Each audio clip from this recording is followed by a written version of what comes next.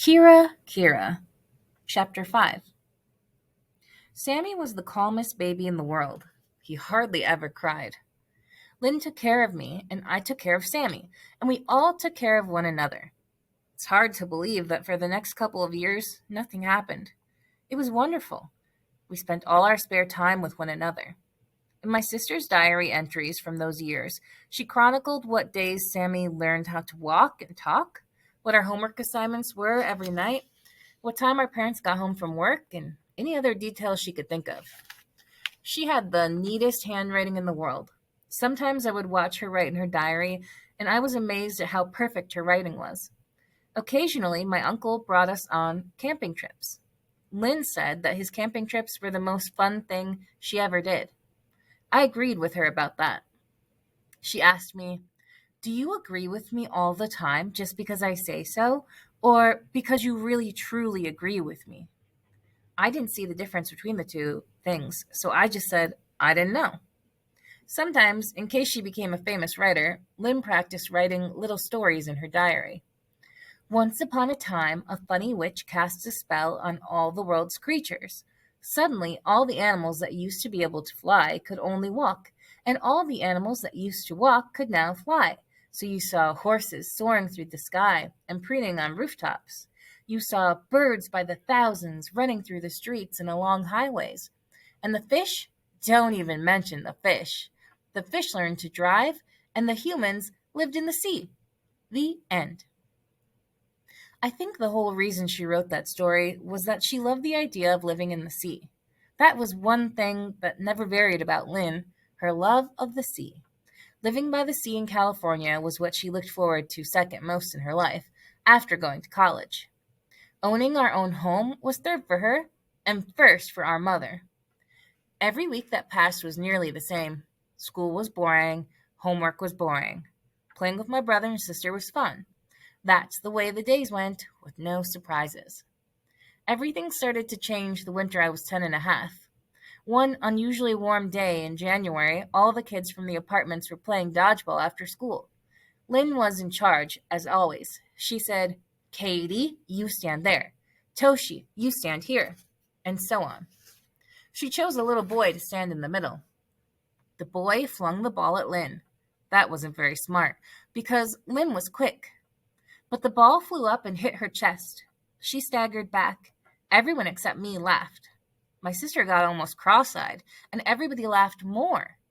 I didn't laugh because I knew Linny better than anyone. "Leon," I said.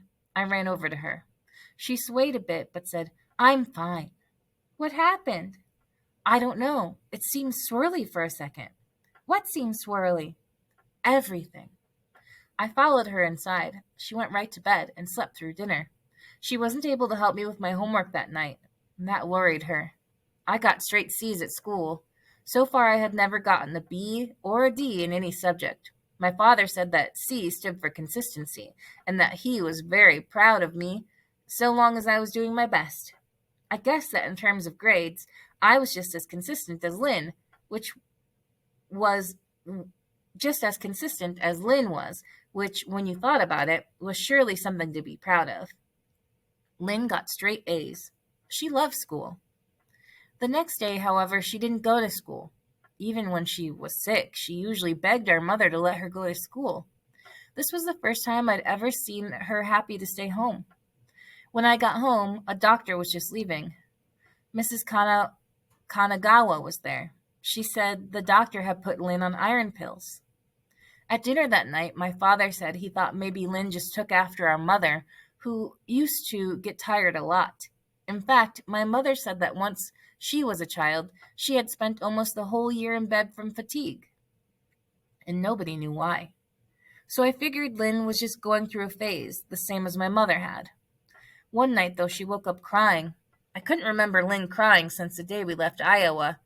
When she woke up, she said she dreamed that she was swimming happily in the ocean. She sobbed. "The sun was shining, everything was beautiful." "Well, why did that dream make you cry?" "Because it was only my spirit swimming in the ocean, and not really me." "Well, what's a spirit?"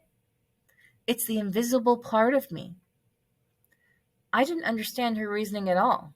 First of all, I didn't understand what she meant by invisible part of me. Second of all, her dream sounded happy to me. But I also knew that Lynn was always right, so I was a little worried. Suddenly she said, "Don't worry, sweetie. I'm okay. Go to bed." So I went to bed. The next day was Saturday, and she lay in bed all day. She didn't want to be bothered or talked to or anything. I said, "Do you all want me to go get you some candy?" She said, "No." I said, "Do you all want an apple?" She said, "No." I said, "Do you all want some company?" And she said, "No." Even with her occasional fatigue, Lynn still managed to help me a lot. The truth was, without Lynn, I probably would have gotten some D's. I didn't understand the point of school. You sat in a chair all day and read words and added numbers and followed direction. You aren't allowed to chew gum. You weren't allowed to write notes.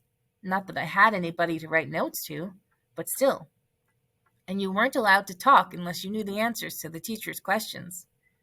Lynn actually liked reading stories and adding numbers, and she actually knew the answer to the teacher's questions. She was 14. She had gotten so pretty that the other girls had to take notice of her, if only to be jealous.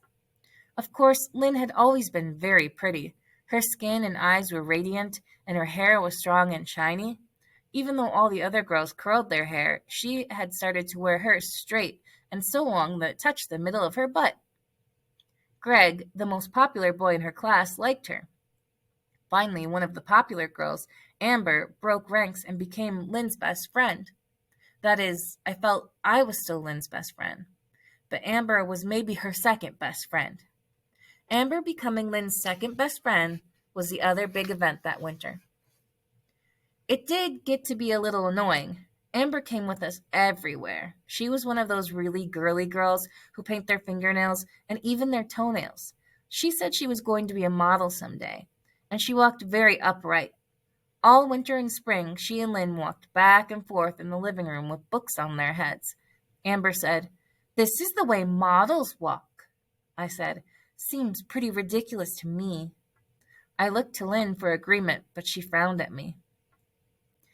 Amber had brown hair, which she said she was going to dye blonde when she turned 16. She had brown eyes instead of blue, which was a tremendous disappointment to her. She stuck out her pinky when she held a cup.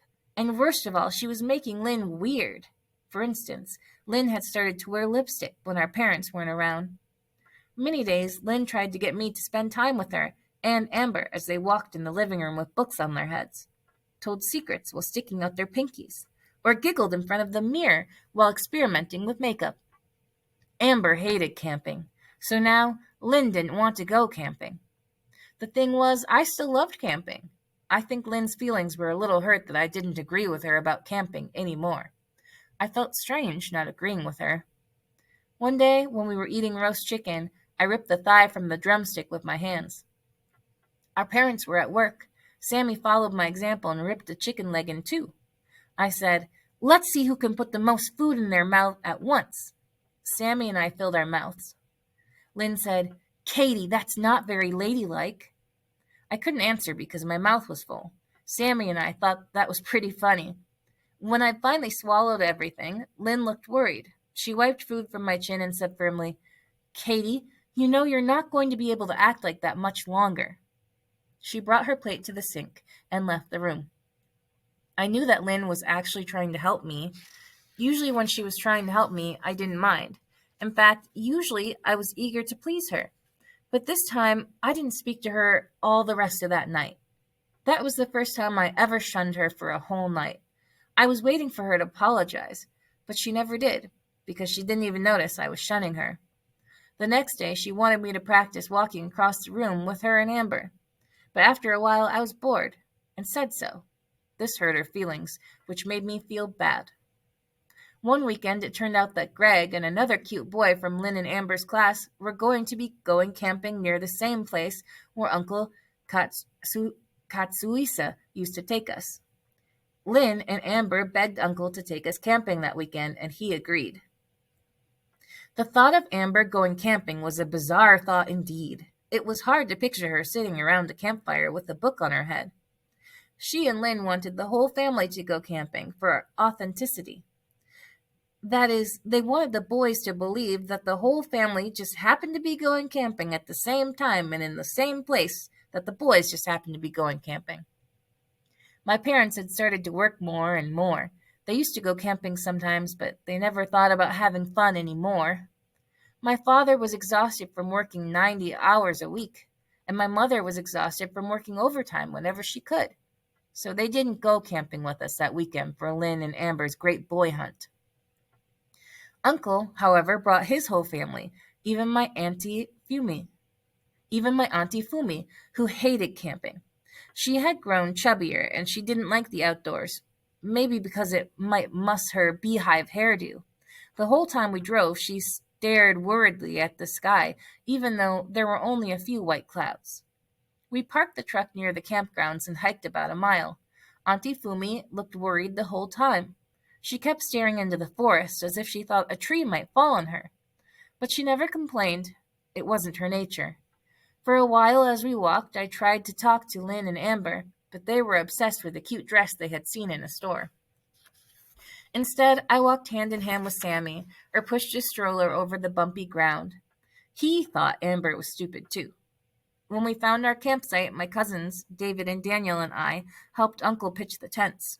Then he put us in charge of starting a fire. He went into the tent with Auntie. David said they were trying to make another baby. He said they did it all the time. I wasn't quite sure what he meant. But years ago, when our parents were trying to make Sammy, Lenny had told me never to go in our parents' bedroom without knocking. She didn't tell me not to listen at the door, however, so I knew trying to make a baby was hard work. I turned my attention to starting the fire. It took me several minutes to keep the match from blowing out in the wind, and then the match almost burned me, so I flung it away. I guess when I flung it, it landed on a sleeping bag, because the next thing I knew, David was shouting, "Fire!" David was a devil like me, at least that's what Uncle liked to say. David seemed excited about the fire. He helped me throw all of our drinking water, as well as all of our sodas, on the sleeping bag, which sizzled and smoked. Finally, when it was charred, but wet, we tried to hide it behind a tent, since we didn't want Uncle to see it. Then we set our minds to starting a fire again. But in a moment, Daniel pointed at the tent, and we saw smoke snaking from the back. When we ran behind the tent, smoke billowed in our faces. We tossed mounds of dirt on that weird sleeping bag. Amber and Lynn sat behind the tent, probably telling secrets. They watched the whole event with mild disdain, but I thought I saw a certain yearning in Lynn's eyes, as if maybe she would rather be setting fire to sleeping bags than sticking her pinky out and telling secrets. When Uncle and Auntie finally emerged from the tent, Uncle sniffed the air and frowned. Smoke coiled through the air. David and I tried to look innocent. Uncle stamped on the dirt over the sleeping bag until finally the smoke stopped. He started to get annoyed, but then Auntie said to him, "They're just children." Uncle needed to walk back to the truck and drive into town to get us water and sodas in a sleeping bag. To his credit, he only yelled at us for a short time about burning the sleeping bag, and when he got back from town, he started the fire, which seemed to cheer him up. Then he announced that he was going to shoot us some rabbits for dinner with a bow and arrow. David, Daniel, and I begged to come. Uncle said we could all watch from a distance if we wanted. He said he could shoot a rabbit from 30 yards. Auntie, holding Sammy, my cousins and I followed Uncle with Lynn and Amber following us. They walked arm in arm and whispered the whole time. We came upon an opening. Uncle Katsuhisa suddenly knelt and moved stealthily forward. Auntie's eyes glowed with pride. He put up his palm to still us, and we stopped. He'd apparently sighted a rabbit that I could not see anywhere. I surprised everyone, including myself, by shouting out, "But Bera Bera is half rabbit." That disturbed Uncle's concentration. He turned to me and opened his mouth, but Auntie spoke first. "She'll be quiet next time." She pulled me to her. I was embarrassed by my outburst. Linny and Amber would think I was being a baby if I was worried about a stuffed animal. I didn't even know where Bera Bera was anymore. I could feel Uncle Katsuhisa move into another zone, he and the bow becoming one. I felt queasy. We walked a while more, and then he let loose of the arrow, and it screamed forward, piercing its mark cleanly. For the first time I saw the rabbit, still and bloody. That was the last thing I remembered. The next thing I knew, the faces of Lynn, Auntie, and the twins, and Sammy were looming over me as I lay on my back. I sat up and saw Uncle holding 3 rabbits. Their ears were exactly as long as the ears of Barabara. The tree started to spin as I looked at the bloody rabbits. Someone said, "There she goes again."